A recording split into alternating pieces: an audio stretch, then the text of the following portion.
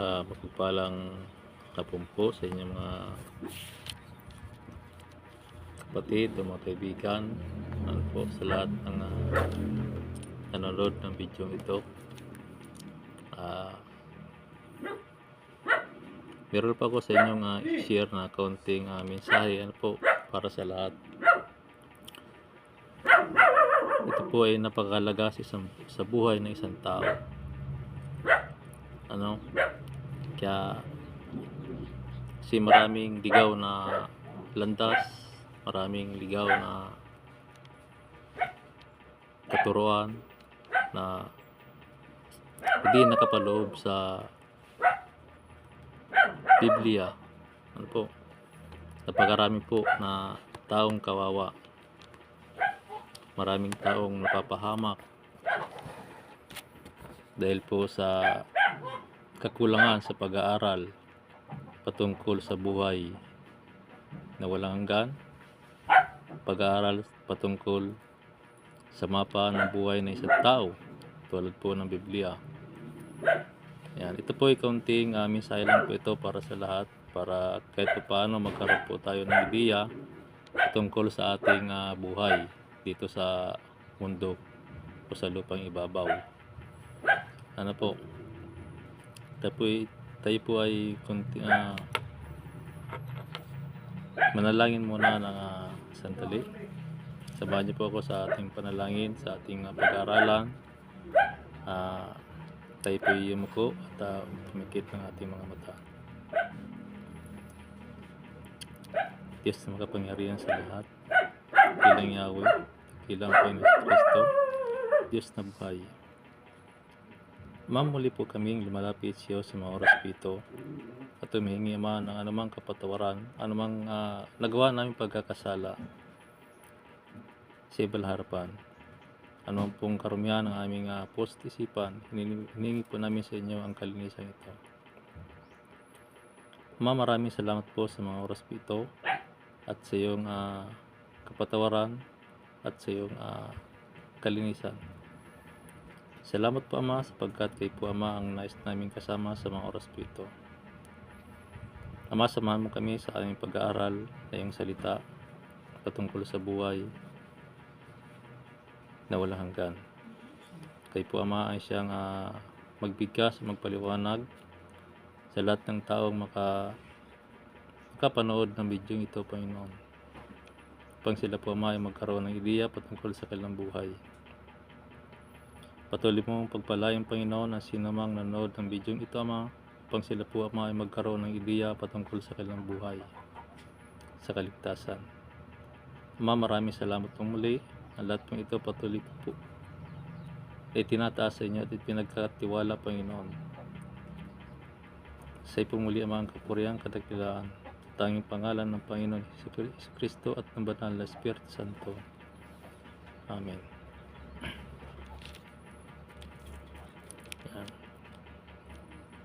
Dito po ang topic natin ay si Jesus ang daan. Yan. Mabasa po natin yan sa Juan 14:14. Yan. Juan 14:14 po yan. Yan. Pag-aralan nyo lang po dyan sa inyong kung mayroon po kong Bible dyan, pag-aralan nyo lang po ito. Ito po ay napakahalaga sa buhay ng isang tao. Ito po ay patungkol sa kaligtasan.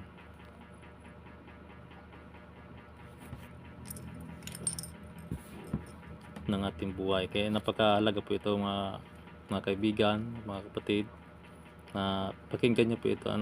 Namnamin nyo po ang ating pag-aaralan. Hayaan nyo po na ang Panginoon ay siyang mangusap sa ating puso't isipan. Ayan. Babasahin ko po ang ito po. Makinig po kayo. Ito sabi niya sa Juan 14:14. Huwag kayong mabalisa, manalig kayo sa Diyos at manalig din kayo sa akin. Sa bahay ng aking Ama ay maraming silid. Kung hindi gayon, sinabi ko na sana sa inyo at paroroon ako upang ipaghanda ko kayo ng matitirhan.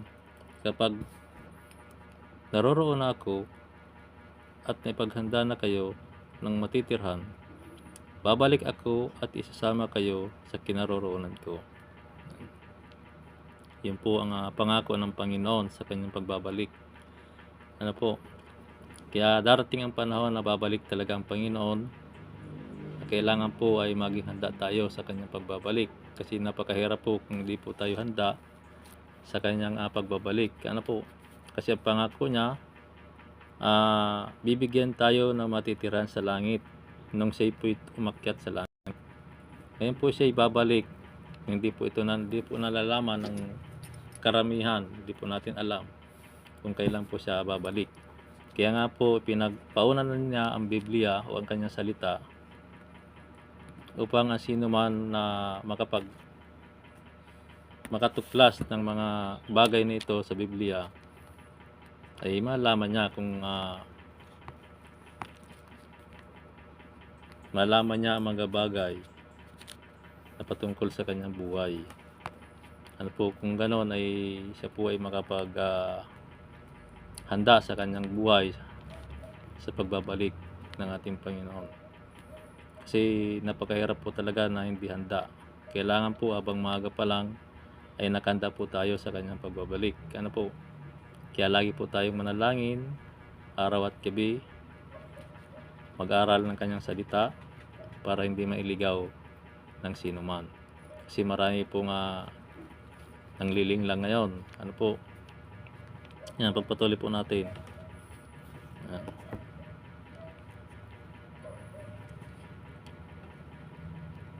At alam na ninyo ang daan patungo sa pupuntahan ko. Sinabi sa kanya ni Tomas, Panginoon, hindi po namin alam kung saan kayo pupunta. Paano namin malalaman ang daan? Yan. Si Tomas po talagang napakahirap po, talagang walang alam Yan, kaya dapat tayo may magkaroon tayong kaalaman patungkol po dito sa ating pinag-aralan. Huwag po tayong maging Tomas kasi po Tomas walang alam Ayan, maraming Tomas po ngayon. Tandaan niyo po yan, napakaraming Tomas ngayon. Walang alam patungkol sa buhay. Ayan. Sumagot si Jesus, ako ang daan, ang katotohanan, at ang buhay. Walang makapupunta sa Ama kundi sa pamamagitan ko. Kung ako'y kilala ninyo, kilala na rin ninyo ang aking Ama. Doon po si Jesus po ang nagsasabi nun. Dugtong po ito. Mula ngayon ay kilala na ninyo siya at inyong nakita. Ayan. Ang ibig pong sabihin doon, ipinapakilala ng Panginoon Jesucristo na siya yung Ama. Ano po? Kaya nga po, ang Ama at ang Anak ay iisa sa katawan ni Kristo. Yung pong ibig sabihin po sa kanyang mga sinabi. Kasi yung Ama, nung siya bumaba dito sa lupa, iniwan niya yung kanyang pagka-Diyos, yung Ama. Diba? Iniwan niya kasi hindi naman po talaga pwede na pupunta siya dito sa lupa o iluluwal siya ng isang ng ina, tapos paglabas niya siya ng Ama. Hindi po talaga pwede yung ganon. Kaya napakaganda po yung kaparaanan na ginawa ng Panginoon na kung paano siya maging tao, maging tulad po natin na nakikita, nahawakan. Kaya gumawa po siya ng mga instrumento kung paano niya ito magawa, kung paano niya tayo makapiling, kung paano natin madama yung kanyang pag-ibig, pagmamahal sa atin. Ayun, gumawa po siyang kaparaanan. Mga instrumento po yun. Ibig po sabihin, mga instrumento po. Para magkaroon po tayo ng kaligtasan sa piling ng Panginoon Jesucristo. Marami pong hindi naniniwala sa mga ganong mga paliwanag. Marami kasi talagang pag makitid po talaga ang kaisipan ng isang tao, mahirap pong unawain yung malalim. O yung malawak. Kasi ang malawak ay talagang Ibig sabihin, pag malawak ang kaisipan mo, madali mong ma-adapt o maunawaan yung sinasabi ng may kapangyarihan na salita. Ano po, maraming napakakitid o malabo ang kaisipan. Kaya nga po, narito po yung salita ng Panginoon na nagbibigay liwanag, nagbibigay linaw sa ating kaisipan. Tanggapin lang po natin ang ating Panginoon si Kristo bilang Panginoon at tagapagligtas. Kung siya po ay mag-ari sa ating puso, ay siya po ay nagbibigay ng kapaliwanagan o kalinawan sa ating kaisipan. Yun po ang kadahilanan. Ano po? Kaya nga po iniwan niya ang kanyang salita sa mga tao dito sa lupa para pag-aralan. Ano po? Para pag-aralan ang kanyang salita. Yung kanyang mga sinasabi. Yan. Kasi ngayon po sa panahon po natin, napakarami ng ligaw. Pagkat marami pong taong na nangaral na hindi naayon sa kalooban ng Panginoon. Alam niyo na po yun, lahat po tayo nakakaalam ng mga ganong sitwasyon sa ating mundo. Laganap po yan kahit sa bansa, talagang ganun po. Yun.